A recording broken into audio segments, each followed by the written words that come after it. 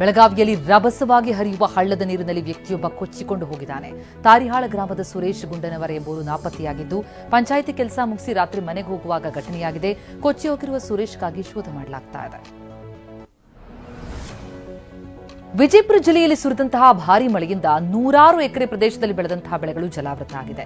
ತೋಟಗಾರಿಕಾ ಬೆಳೆಗಳು, ಮುಂಗಾರು ಹಂಗಾಮಿನ ಬೆಳೆಗಳು ನಾಶವಾಗಿದ್ದು, ಬಾಳೆ, ದಾಳಿಂಬೆ, ಪಪ್ಪಾಯಿ ನೀರಲ್ಲಿ ಮುಳುಗಿದ್ರಿಂದ ರೈತರಿಗೆ ನಷ್ಟ ಆಗಿದೆ. ವಿಜಯಪುರ ಜಿಲ್ಲೆಯಲ್ಲಿ ಧಾರಾಕಾರ ಮಳೆಯಾಗಿದ್ದು, ತೆಕೋಟಾ ತಾಲೂಕಿನ ತಾಜ್ಪುರ ಗ್ರಾಮದಲ್ಲಿ ಹಳ್ಳ ದಾಟುವುದಕ್ಕೆ ವಿದ್ಯಾರ್ಥಿಗಳು ಹರಸಾಹಸ ಪಟ್ಟಿದ್ದಾರೆ. ಗ್ರಾಮಸ್ಥರು ಹಗ್ಗದ ಸಹಾಯದಿಂದ ವಿದ್ಯಾರ್ಥಿಗಳನ್ನು ಹಳ್ಳ ದಾಟಿಸಿದ್ದಾರೆ. ವಿಜಯಪುರ ಜಿಲ್ಲೆಯಾದ್ಯಂತ ಸುರಿದ ಭಾರೀ ಮಳೆಗೆ ಅವಾಂತರವಾಗಿದ್ದು, ತೆಕೋಟಾ ಪಟ್ಟಣದ ಸರ್ಕಾರಿ ಹೆಣ್ಣು ಮಕ್ಕಳ ಶಾಲೆಗೆ ನುಗ್ಗಿ ಪಾಠ ಪ್ರವಚನಕ್ಕೆ ನೀರು ಅಡ್ಡಿಪಡಿಸಿತು. ಶಾಲಾ ಸಾಮಗ್ರಿಗಳು ಮಳೆ ನೀರಿನಲ್ಲಿ ಮುಳುಗೋಗಿವೆ. ವಿದ್ಯಾರ್ಥಿಗಳ ವಿದ್ಯಾಭ್ಯಾಸಕ್ಕೆ ಇದು ಅಡ್ಡಿಯಾಗಿದೆ. ಬಾಗಲಕೋಟೆಯಲ್ಲಿ ಸುರಿದ ಧಾರಾಕಾರ ಮಳೆಗೆ ಇಳಕಲ್ ನಗರದ ಸಂಗಮ್ ಕಾಲನಿಯ ಹಳ್ಳ ಭರ್ತಿಯಾಗಿದೆ. ಹಳ್ಳ ತುಂಬಿದ್ರಿಂದ ರಸ್ತೆ ಮೇಲೆಲ್ಲ ನೀರು ಹರಿತಾ ಇದೆ. ಹಳ್ಳದ ರಸ್ತೆಯಲ್ಲಿ ವಿದ್ಯಾರ್ಥಿಗಳು ಶಾಲಾ ಕಾಲೇಜಿಗೆ ತೆರಳಿದ್ದಾರೆ. ಬಾಗಲಕೋಟೆಯಲ್ಲಿ ಸುರಿದ ಭಾರೀ ಮಳೆಗೆ ಜಮೀನಿನಲ್ಲಿ ಅಪಾರ ಪ್ರಮಾಣದ ನೀರು ಹರಿದು ಹೋಗ್ತಾ ಇದೆ. ಜಮಖಂಡಿ ತಾಲೂಕಿನ ಗೋಟೆ ಗ್ರಾಮದಲ್ಲಿ ನೀರಿನ ರಭಸಕ್ಕೆ ಜಮೀನುಗಳ ಬದುವು ಬೆಳೆ ಕೊಚ್ಚಿ ಹೋಗಿದ್ದು, ಒಂದೇ ಮಳೆಗೆ ಅನ್ನದಾತ ಕಂಗಾಲಾಗಿದ್ದಾರೆ.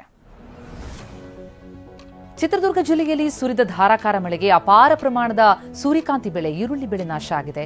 ಕೆಳಗಲಹಟ್ಟಿ ಗ್ರಾಮದ ಅವಿನಾಶ್ ಮತ್ತು ರೆಡ್ಡಿ ಸಹೋದರಿಗೆ ಸೇರಿದ 30 ಎಕರೆ ಜಮೀನು ಜಲಾವೃತವಾಗಿದ್ದು, ಸೂರ್ಯಕಾಂತಿ ಬೆಳೆದಂತಹ ಜಮೀನು ಕೆರೆ ಅಂಗಳದಂತಾಗಿದೆ. ಚಿತ್ರದುರ್ಗ ಜಿಲ್ಲೆಯ ಮೊಳಕಾಲ್ಮೂರಿನಲ್ಲಿ ಶಾಲೆಯೊಂದರ ಆವರಣ ಜಲಾವೃತವಾಗಿದ್ದು, ಪಕ್ಕುರ್ತಿ ಗ್ರಾಮದ ಸರ್ಕಾರಿ ಹಿರಿಯ ಪ್ರಾಥಮಿಕ ಶಾಲೆಯ ಕೊಠಡಿಗೂ ಮಳೆ ನೀರು ನುಗ್ಗಿದೆ.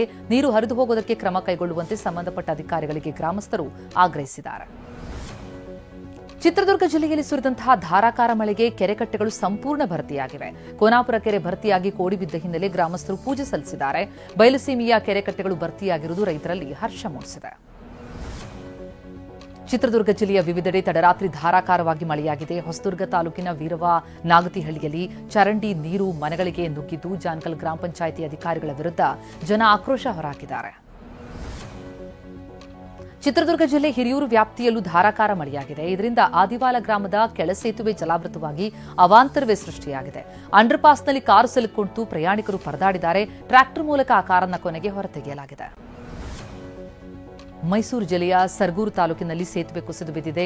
ಇಡ್ನಾ ಸಮೀಪದ ಕಬಿನಿ ಬಲದಂಡೆ ನಾಲೆ ಬಳಿ ಲಾರಿ ಚಲಿಸುತ್ತಾ ಇದ್ದ ವೇಳೆ ಸೇತುವೆ ಕುಸಿದೋಯಿತು. ಲಾರಿಯಲ್ಲಿದ್ದ ಲೋಡರ್ಸ್ ಮತ್ತು ಚಾಲಕ ಪ್ರಾಣಾಪಾಯದಿಂದ ಪಾರಾಗಿದ್ದಾರೆ. ಗದಗ ಜಿಲ್ಲೆಯಲ್ಲಿ ಸುರಿದ ಮಳೆಯಿಂದ ಹಳ್ಳಕೊಳ್ಳಗಳು ಉಕ್ಕಿ ಹರಿದವು. ಗಜೇಂದ್ರಗಡ ತಾಲೂಕಿನ ದ್ಯಾಮುನಸಿ ಗ್ರಾಮದಲ್ಲಿ ಶಾಲಾ ಕಾಲೇಜುಗಳಿಗೆ ಹೋಗುವುದಕ್ಕೆ ವಿದ್ಯಾರ್ಥಿಗಳು ಪರದಾಡಿದ್ದಾರೆ. ಕೃಷಿ ಚಟುವಟಿಕೆ, ಬೇರೆ ಕೆಲಸ ಕಾರ್ಯಗಳಿಗೆ ತೆರಳುವುದಕ್ಕೆ ಪರದಾಡಿದ್ದಾರೆ. ಉತ್ತರಾಖಂಡ್ನಲ್ಲಿ ಗಂಗಾ ನದಿಯ ಅಪಾಯ ಮಟ್ಟ ಮೀರಿ ಹರಿತಾ ಇದೆ. ಹರಿದ್ವಾರದಲ್ಲಿ ಗಂಗಾ ನದಿಯ ನೀರಿನ ಮಟ್ಟ ಕ್ಷಣ ಕ್ಷಣಕ್ಕೂ ಹೆಚ್ಚಾಗ್ತಾ ಇದೆ. ಗಂಗಾ ನದಿಯ ದಡದಲ್ಲಿ ನೆಲೆಸಿರುವಂತಹ ಗ್ರಾಮಸ್ಥರು ಸುರಕ್ಷಿತ ಸ್ಥಳಕ್ಕೆ ತೆರಳಿ ಅಂತ ಸೂಚನೆ ಕೊಡಲಾಗಿದೆ.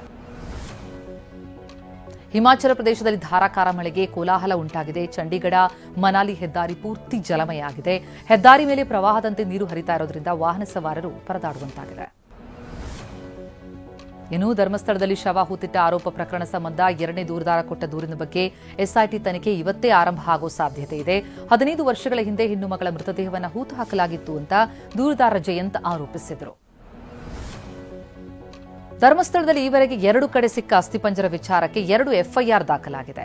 ಧರ್ಮಸ್ಥಳ ಪೊಲೀಸ್ ಠಾಣೆಯಲ್ಲಿ ಪ್ರತ್ಯೇಕ ಎಫ್ಐಆರ್ ದಾಖಲಾಗಿದ್ದು, ಈಗ ಆ 2 ಪ್ರಕರಣಗಳನ್ನು ಎಸ್ಐಟಿಗೆ ವರ್ಗಾವಣೆ ಮಾಡಲಾಗಿದೆ.